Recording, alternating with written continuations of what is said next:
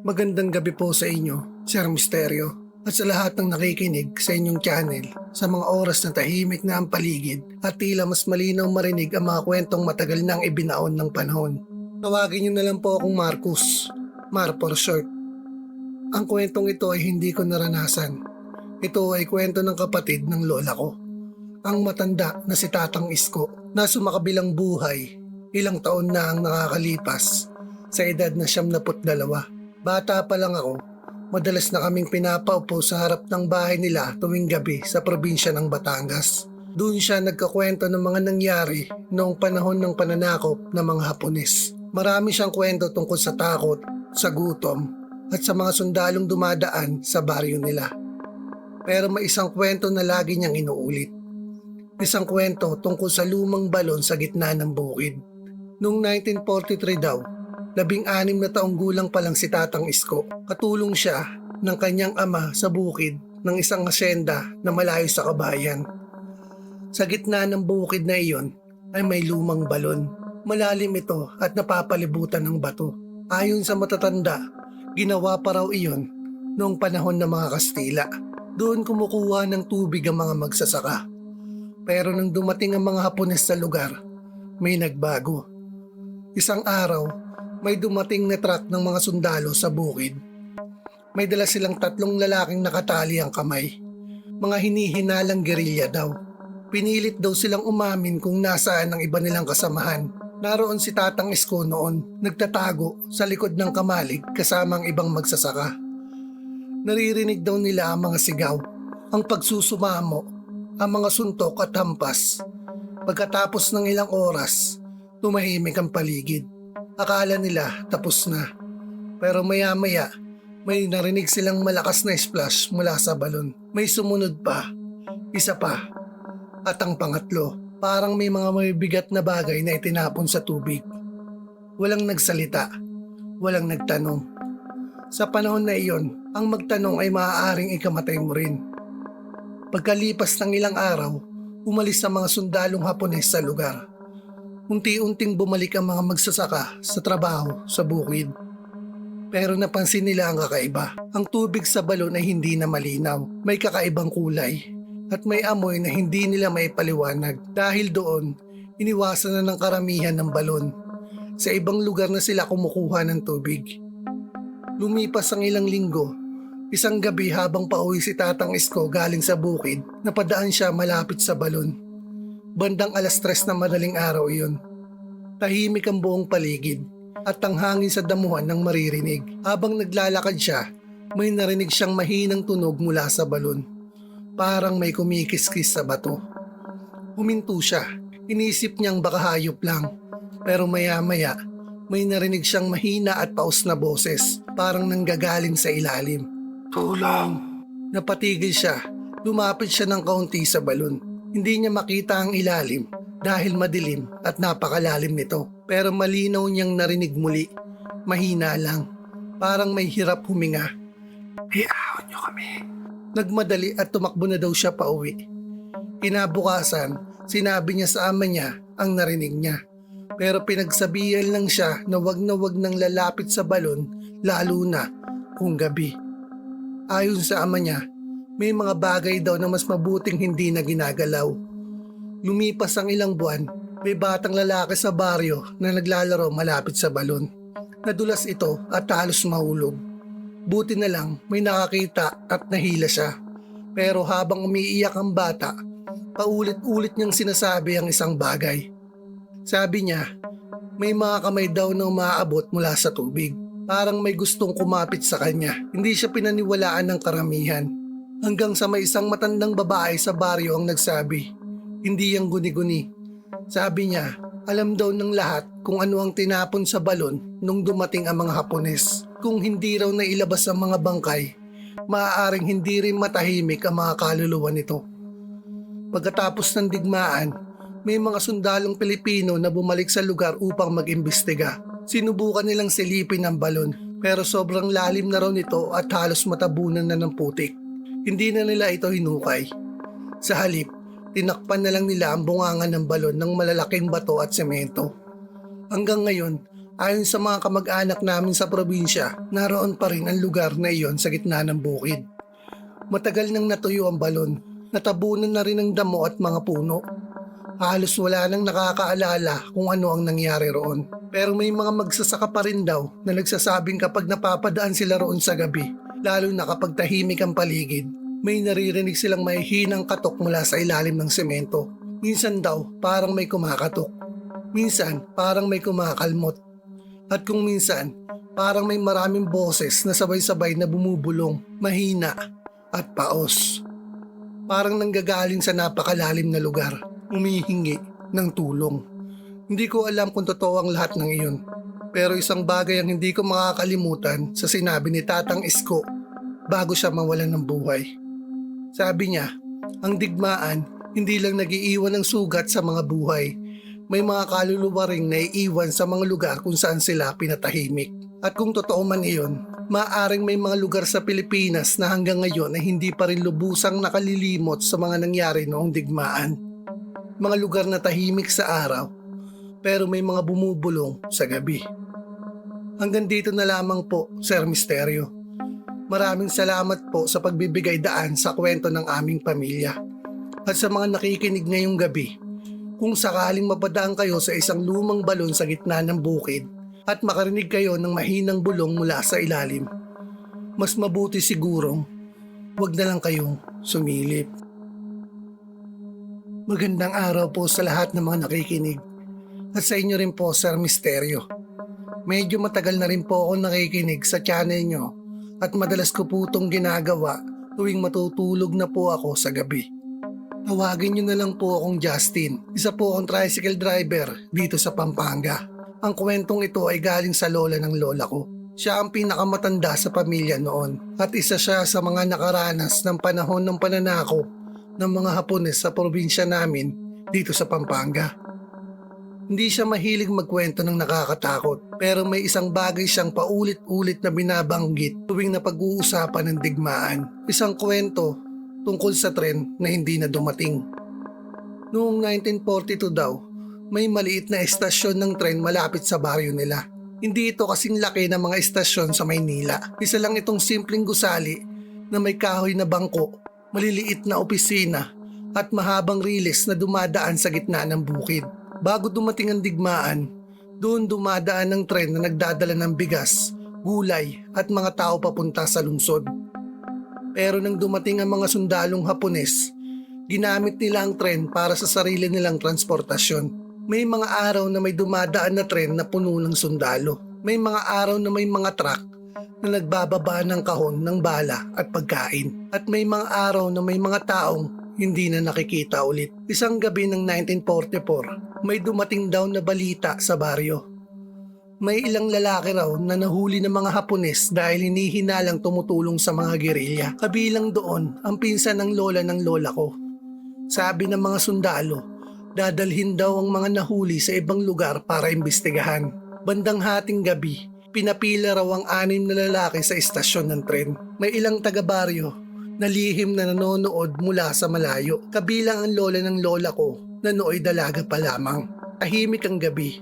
Tanging ang tunog ng kuliglig at ang mahihinang kalansing ng bakal ng riles ang maririnig. Maya-maya, may narinig silang tunog ng tren na paparating. Yung malalim na ugong ng makina, yung metal na gulong na dumadagan sa riles. Pero may kakaiba. Walang ilaw.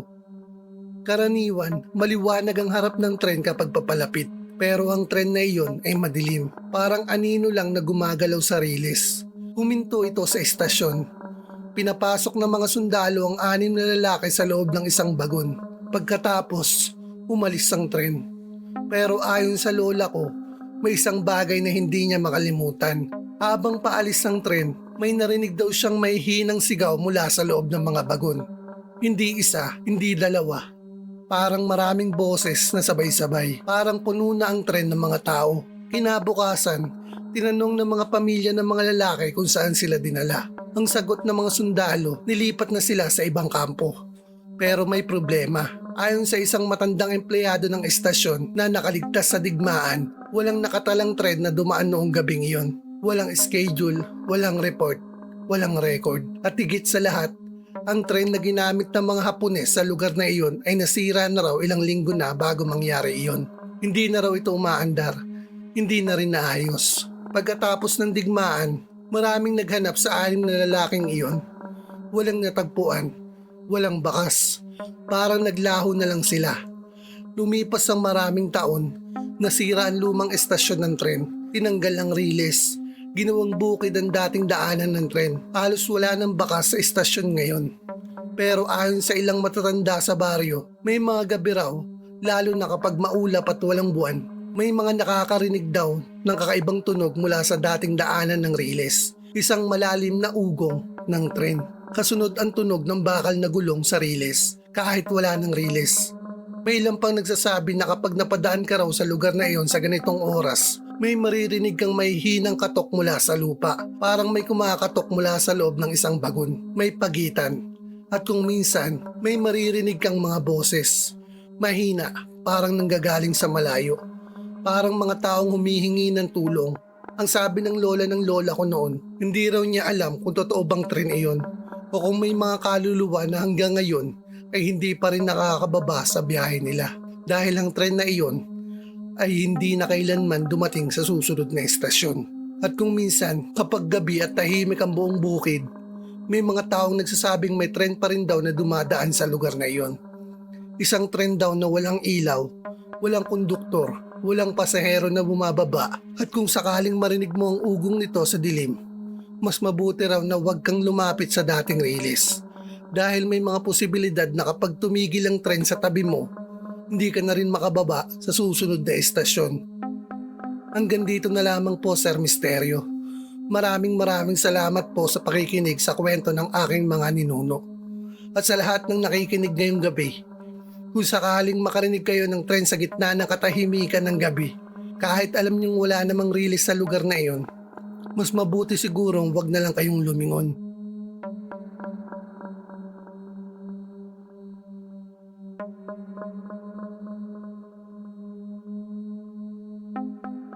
Magandang gabi po sa inyo, Sir Misteryo.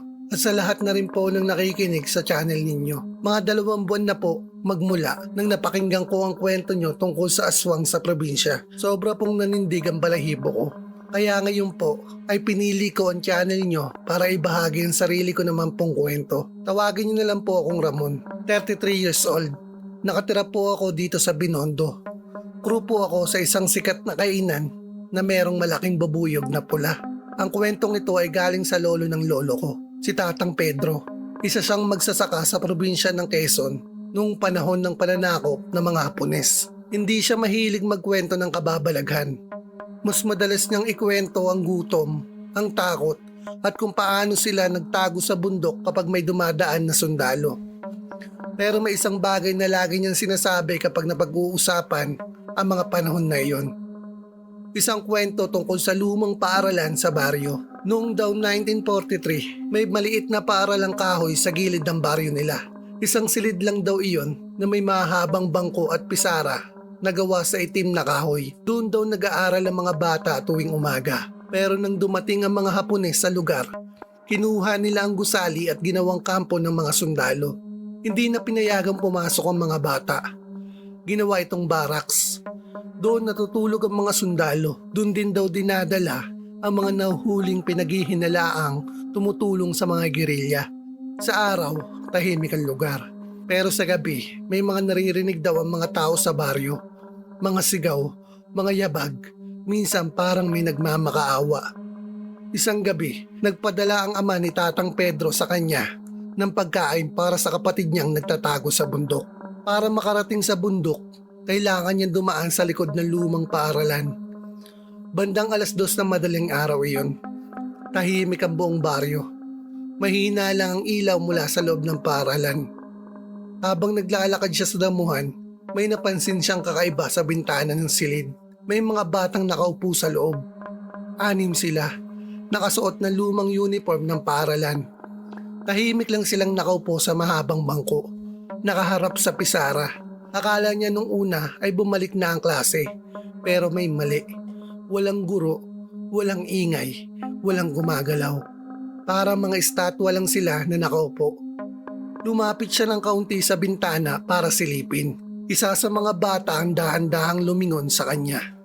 Maputla ang muka, parang walang kulay, at ang mga mata parang walang itim na bahagi. Nakatitig lang, hindi kumukurap. Napatras si Tatang Pedro. Sa sandaling iyon, may narinig siyang mabigat na yapag na sundalo mula sa loob ng gusali. Pagbalik niya ng tingin sa bintana, wala na ang mga bata. Wala ring ilaw sa loob. Madilim na ulit ang silid. Kinabukasan, sinabi niya sa ama niya ang nakita niya. Hindi ito nagulat. Tahimik lang itong tumango. Saka sinabi ang isang bagay na hindi niya makalimutan. Bago raw dumating ang mga Hapones sa baryo, may 6 na batang estudyante na nahuli sa paaralan isang hapon. Naglalaro pa raw sila sa loob kahit tapos na ang klase. Dumating ang isang patrol ng sundalo ng Hapon. Pinaghinalaan silang nagtatago ng mensahe para sa mga gerilya. Hindi sila pinaniwalaan na magsabi silang naglalaro lang. Ayon sa ilang nakita mula sa malayo, hindi na raw lumabas ang mga bata mula sa loob ng paaralan. Kinabukasan, sinabi ng mga sundalo na umalis na raw ang mga bata at pinauwi na raw nila. Pero hindi na sila nakita ng kanilang mga pamilya. Pagkatapos ng digmaan, nasunog ang lumang paaralan.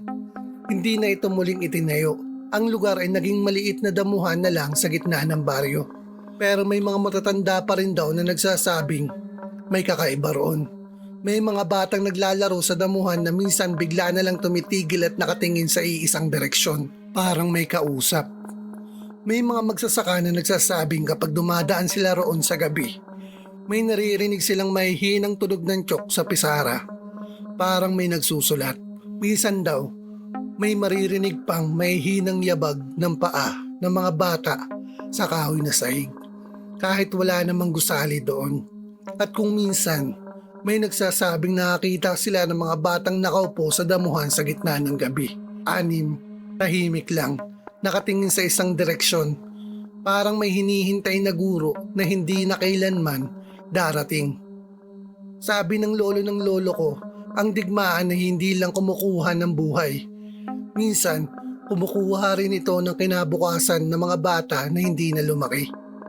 At kung totoo man ang kwento ng mga tao sa baryo hanggang ngayon, maaaring may 6 na batang estudyante na hindi pa rin nakakauwi mula sa huling araw ng klase nila.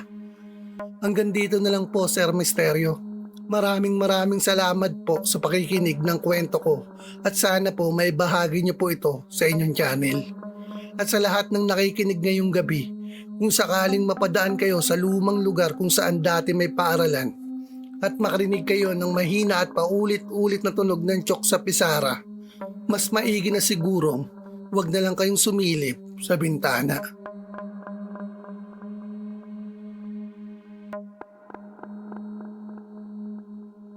Magandang gabi po sa lahat ng mga nakikinig at syempre lalong-lalo na po sa inyo, Sir Misterio. Isa na po ang channel nyo sa mga sinusubaybayan ko tungkol sa mga horror story narration. Sana po huwag kayong mapapagod mag-narrate ng mga kwento dahil isa po ako sa mga silent listener nyo. Tawagin nyo na lang po akong Edgar. Ang kwentong ito ay galing sa lolo ng kapitbahay namin sa probinsya ng Bataan. Isa siya sa mga batang nakaranas sa mga pangyayari noong panahon ng pananakop ng mga Hapones. Hindi raw madaling kalimutan ng mga taon na iyon. Bukod sa takot sa mga sundalo, may isa pang bagay na kinatatakutan ng mga tao sa baryo nila noon. Isang kwento tungkol sa sundalong Hapon na patuloy pa rin nagbabantay. Kahit matagal nang tapos ang digmaan. Noong 1944 daw, may maliit na checkpoint ang mga Hapones sa kalsada papunta sa bundok. Simpleng barikada lang iyon. Mga kahoy na poste, lubid at isang maliit na kubo na gawa sa kawayan. Doon daw nakatalaga ang isang sundalo na halos palaging mag-isa. Hindi raw siya masyadong nagsasalita pero kilala siya ng mga tao sa baryo. Tinatawag lang siya ng mga Pilipino noon na Kuroda. Hindi nila alam kung iyon ang tunay niyang pangalan, pero kakaiba raw ang sundalong iyon. Hindi siya kagaya ng ibang sundalo na madalas nananakit. Tahimik lang siya. Minsan daw kapag may mga batang dumadaan sa checkpoint, binibigyan pa niya ng kaunting candy o biskwit mula sa rasyon ng sundalo. Pero isang gabi, may nangyaring kakaiba. May mga gerilyang Pilipino na umatake sa checkpoint. Nagkaroon ng putukan, nagkagulo ang buong lugar. Kinabukasan, nakita ng mga tao na wasak ang kubo at wala na ang mga sundalo. Ayon sa balita, umatras na raw ang mga Hapones sa lugar na iyon dahil papalapit na ang mga sundalong Amerikano. Akala ng marami ay tapos na ang lahat. Lumipas ang digmaan, unti-unting bumalik sa normal ang buhay ng mga tao. Tinanggal ang mga barikada sa kalsada, naging simpleng daanan na lang ulit iyon papunta sa bundok. Pero makalipas ang ilang taon, may mga taong nagsimulang makaranas ng kakaibang bagay kapag dumadaan sila roon sa gabi. May isang magsasaka na pauwi mula sa bukid nang mapadaan sa dating checkpoint. Mga bandang 11:00 daw yun ng gabi. Tahimik ang paligid. Bigla raw siyang nakarinig ng matigas na boses na sumigaw. Tumari! Huminto siya agad. Iyon ang salitang Hapon para sa stop. Akala niya may sundalo sa harap niya. Pero nang tumingin siya, wala namang tao. Wala ring ilaw. Walang kubo. Wala ring barikada. Madilim lang ang kalsada. Tinakbuhan niya agad ang lugar. Pagdating sa baryo, sinabi niya sa mga kapitbahay ang nangyari. Hindi siya pinaniwalaan ng iba. Hanggang sa may isa pang nakaranas. Isang nagtutulak ng kariton na dumaan sa lugar bandang madaling araw. Habang papalapit siya sa dating checkpoint, may nakita raw siyang isang sundalong Hapon na nakatayo sa gitna ng kalsada. Naka-helmet, may hawak na rifle. Nakatitig sa kanya. Itinaas daw ng sundalo ang kamay at sumigaw. Tumari! Huminto ang nagtutulak ng kariton. Pero nang kumurap siya, wala nang sundalo. Lumipas pa maraming taon, naging sementadong kalsada na ang dating daanan. May mga motorsiklo at sasakyan nang dumadaan. Pero hanggang ngayon, ayon sa mga matatanda sa baryo, may mga pagkakataon pa rin na may mga motorista na bigla na lang napapahinto sa lugar na iyon sa gabi. Hindi nila alam kung bakit. Parang may pumipigil sa kanila. Parang may nag-uutos na huminto. May ilan pang nagsasabing kapag tumigil ka raw sa mismong lugar ng dating checkpoint, may mararamdaman kang presensya na nakatayo sa tabi mo. Tahimik lang, parang nagbabantay, parang naghihintay ng susunod na dadaan. Ang sabi ng lolo ng kapitbahay namin, posibleng ang sundalong iyon ay nasawi sa gabing inatake ng mga gerilya ang checkpoint. At dahil ang huling utos sa kanya, bantayan ng kalsada. Maaaring hanggang ngayon ay hindi pa rin siya umaalis sa kanyang pwesto. Nagbabantay pa rin. Umihinto pa rin ang mga dumadaan. At kung sakaling mapadaan kayo sa isang lumang kalsada sa bundok sa kalagitnaan ng gabi at bigla ninyong marinig ang isang matigas na boses na sumigaw, "Tumari!" Mas mabuti sigurong huminto muna kayo. Dahil kung hindi, baka ang susunod na magpakita sa inyo ay ang sundalong hindi na kailanman nakauwi mula sa digmaan. Hanggang dito na lang po ang istorya ko, Sir Misterio. More powers po sa channel ninyo.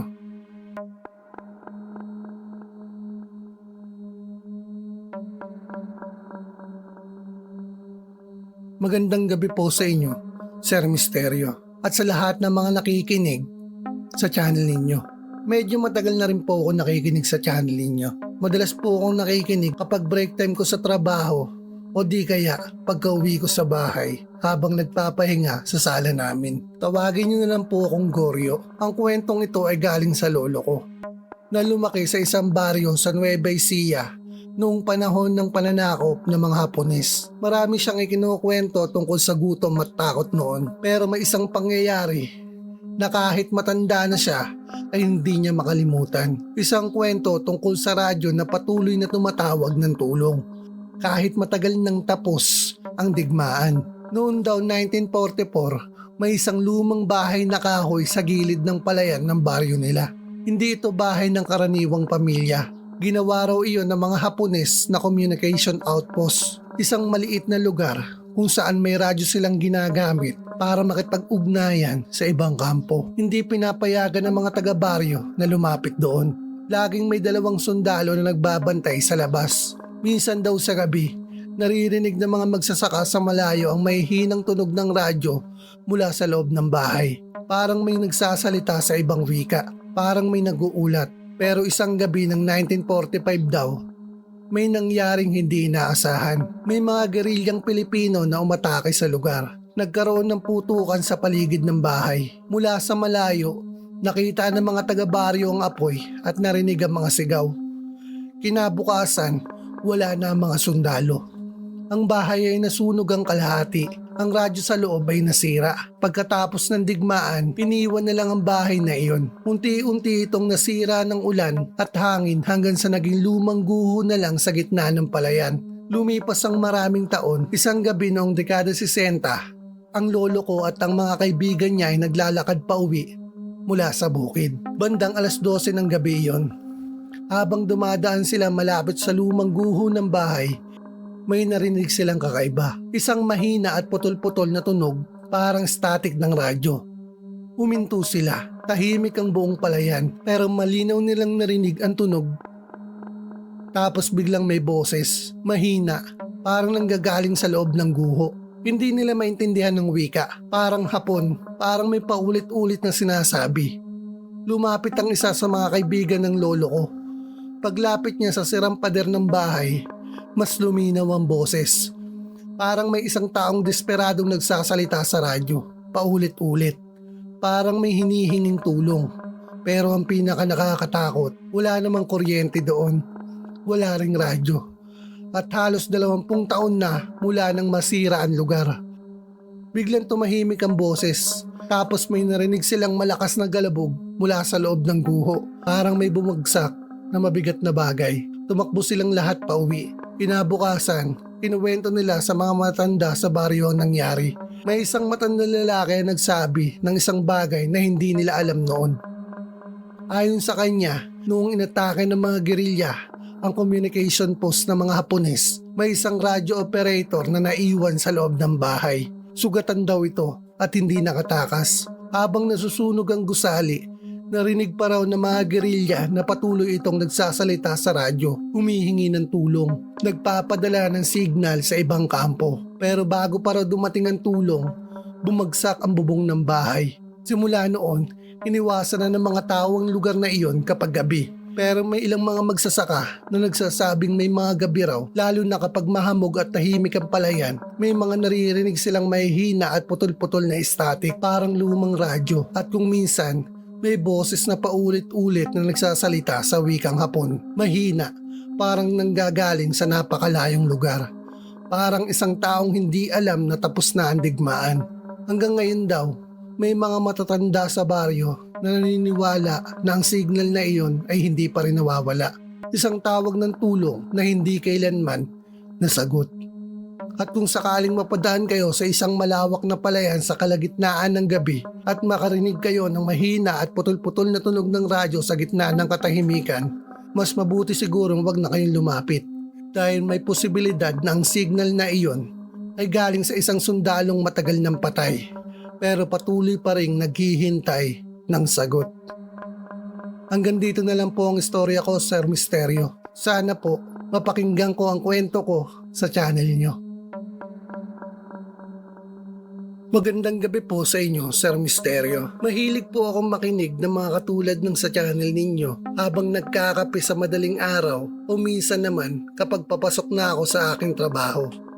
Isa po akong security guard dito sa isang malaking mall malapit sa munisipyo ng Maynila. Tawagin niyo na lang po akong Andres. Ang kwentong ito ay nangyari raw sa lolo ng tiyuhin ko noong panahon ng pananakop ng mga Hapones sa probinsya ng Ilocos Sur. Hindi raw ito kwento ng multo na gumagala sa bahay o sa kalsada. Ito ay kwento tungkol sa isang sundalong Hapon na hindi kailanman tumanda. Noong 1944 daw, may isang maliit na baryo malapit sa tabing dagat. Tahimik ang lugar noon, mga mangingisda, magsasaka at kakaunting bahay na gawa sa kahoy at nipa. Isang araw, may dumating na grupo ng mga sundalong Hapones sa baryo. Pero may isang sundalo na naiwan doon matapos ang ilang linggo.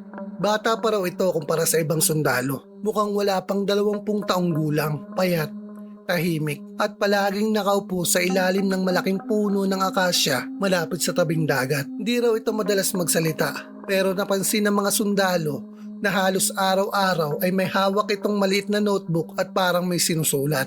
Isang araw, may batang Pilipino na naglakas loob na lumapit sa kanya. Tinanong siya kung ano ang ginagawa niya. Hindi niya naintindihan ng Tagalog pero ngumiti lang siya at itinuro ang notebook. May mga pangalan daw na nakasulat doon. Sabi ng matatanda sa baryo na marunong ng kaunting Hapon, iyon daw ay pangalan ng mga sundalong mula sa kanilang unit. Parang listahan, pero may kakaiba. May mga pangalan na may marka na parang krus sa tabi. Lumipas ang mga buwan, habang tumatagal ang digmaan, unti-unting nababawasan ang mga sundalong dumadaan sa baryo. May mga namamatay, may mga nawawala. Pero napansin ng mga tao na tuwing may naririnig silang balita na may sundalong napatay sa labanan, kinabukasan ay may bagong krus na marka sa notebook ng batang sundalo. Parang alam niya kung sino ang mamamatay. Isang gabi raw ng 1945, may narinig na putukan malapit sa baryo. May labanan sa bundok.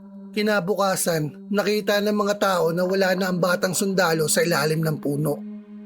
Ang notebook niya ay naiwan sa lupa. Binuksan niyon ng isa sa mga matatanda. Puno ng pangalan ng mga pahina. Halos lahat ay may marka ng krus. Pero ang pinaka nakakatakot, sa pinakahuliang pahina, may nakasulat na pangalan. Iisa lang ito. At sa tabi nito ay may marka ng krus na bago pa lang. Ang pangalan ay kapareho ng pangalan ng batang sundalo na laging nakaupo sa ilalim ng puno. Hindi na siya nakita muli. Lumipas ang digmaan, lumipas ang maraming dekada. Ang baryo ay nagbago. May mga bagong bahay, bagong kalsada, pero nandun pa rin ang lumang puno ng akasya sa tabi ng dagat. At ayon sa ilang mangingisda, may mga gabi raw na kapag mahina ang alon at maliwanag ang buwan, may nakikita silang isang sundalong nakaupo sa ilalim ng puno. Tahimik lang, parang may sinusulat sa maliit na notebook. May isang mangingisda raw na naglakas loob na lumapit isang gabi. Paglapit niya, wala raw muka ang sundalo. Parang anino lang na may uniforme.